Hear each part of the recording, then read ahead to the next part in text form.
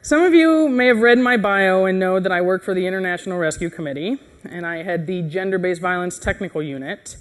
For the purposes of this presentation, I'm going to use the term violence against women and girls because I think it's much more accurate and straightforward in representing the problem.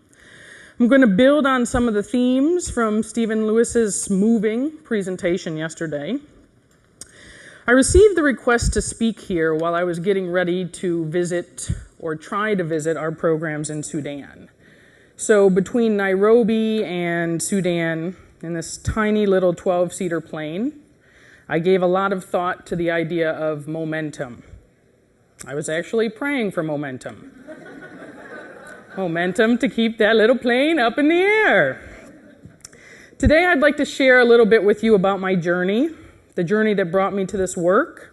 I'd like to introduce you to some of the women from whom I draw my inspiration and share my thoughts on the global momentum necessary to stop the war on women and girls around the world.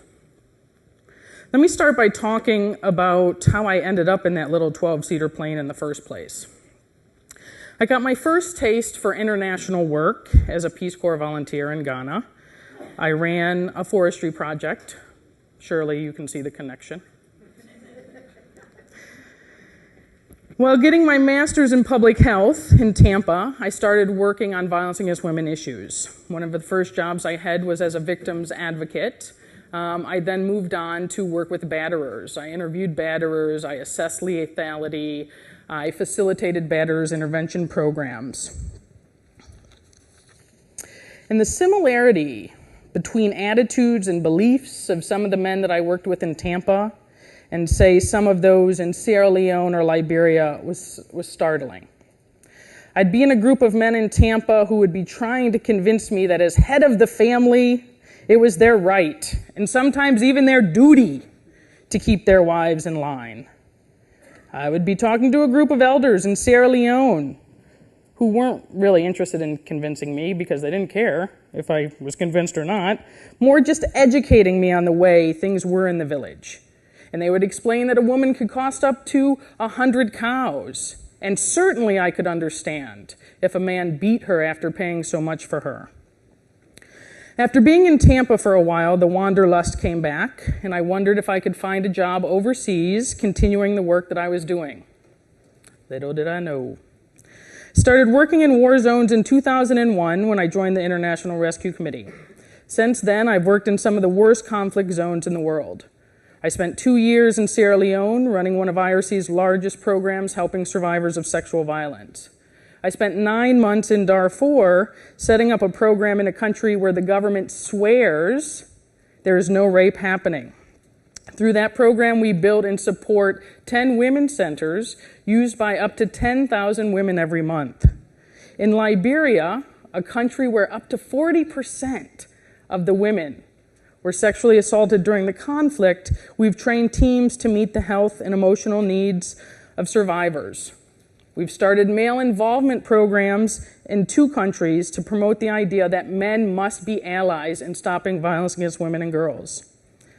I share these examples with you because I want to show that, as devastating and as seemingly overwhelming as the war on women is, there are things that can be done to make a difference. And we do not have the luxury of being overwhelmed. Let me try to put my work and the philosophy behind it into perspective. The International Rescue Committee is a humanitarian aid organization that works in 42 countries with people that have been affected by conflict. This means we usually go into a country during a crisis or an emergency, and sometimes we can stay up to 10 years supporting communities to rebuild and heal. I teach a course at Columbia University on violence against women in conflict, and the students always ask, what exactly is it like to run a program in the middle of a conflict? And I say it's a little chaotic. Just to set the stage, in terms of conflict, there's often destroyed infrastructure. Okay, there's massive movements of people over a very short amount of time.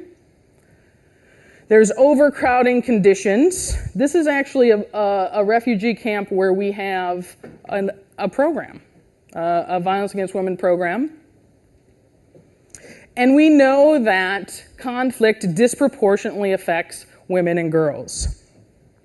As Stephen mentioned yesterday, the defining characteristic of violence directed at women is that it happens because women have unequal power in relationships with men and low status in general in the world.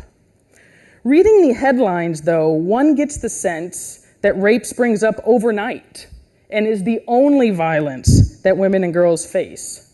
That once the peace agreement is signed, women and girls are safe. The reality is that while conflict exacerbates it, violence against women and girls occurs in the family, in the community, in schools, during and after armed conflict. And the end of the conflict does not mean a truce in the war on women and girls. Rape is a tragically effective form of combat that, as we speak, is being used to terrorize, humiliate, and kill women around the world. It must be stopped.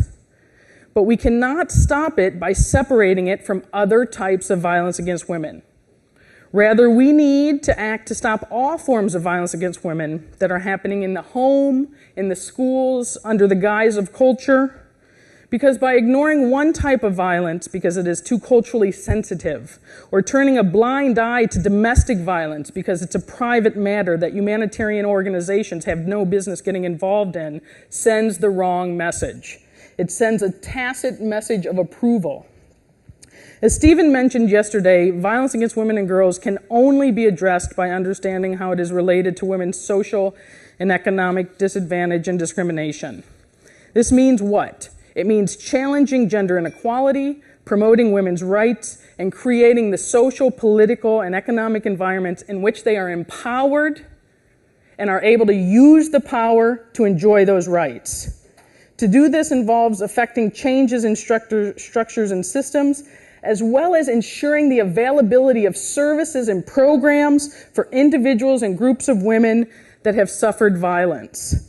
I'd like to share with you just real quickly some of the services and programs that help meet the needs of women and girls that have suffered violence. Okay? And IRC's approach is very much a survivor-centered approach, and we believe that survivors of sexual violence, no matter what the setting, do not have to suffer alone. We believe that women can find the confidence to heal. We believe in supporting women to find their voices and to use their voices, because they have to be part of the solution. They are the solution. We support women coming together.